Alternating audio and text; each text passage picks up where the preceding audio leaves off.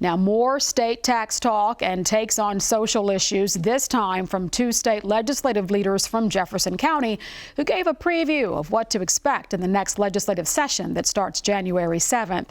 Our June Leffler covered the Louisville Forum event yesterday and filed this report.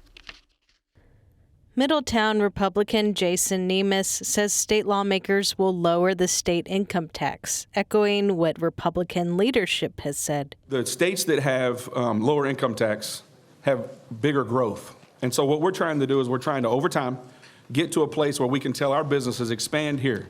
Louisville Democrat David Yates brushes off some of that enthusiasm. But if you look really deep into our budget, some of what we did is some bonding and other things to make sure we hit those different levels. So we want to make sure we're being really truthful with ourselves. Now, honestly, I think this can be a good thing, the way it's set right now to 3.5, as long as we do it responsibly. Kentucky has a mechanism to gradually reduce the income tax, which Nemes says is proving to not get in the way of investment. So for 20 years before we took over, from 1998 to 2017, we did not pay the pensions. We paid pensions and billions on top of that. So much so that we had a bond rating reduction when we took over. It's been increased twice now. The debt ratio is better now in the Commonwealth of Kentucky than it's been. The General Assembly keeps a close eye on Jefferson County Public Schools. A state committee is laser focused on JCPS and what changes the state should impose on the district.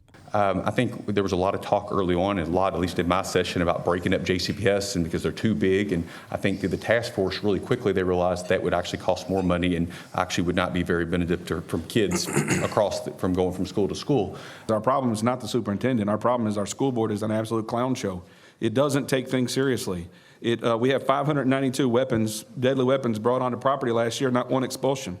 What we need to do is get a good superintendent and give him or her the reign and give him or her the power to do the job. Last year, Yates filed a bill to change Kentucky's abortion ban. He proposed then, as he does now, to allow rape victims to terminate a pregnancy if they choose. As an attorney, Yates has worked with sex crime victims.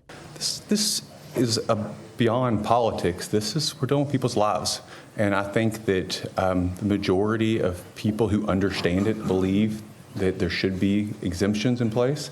In fact, I think that the majority of the legislators that I've talked to, maybe the majority close, believe that there should be exemptions in place. And so at this point, all I've asked is that I want an open, honest discussion in committee.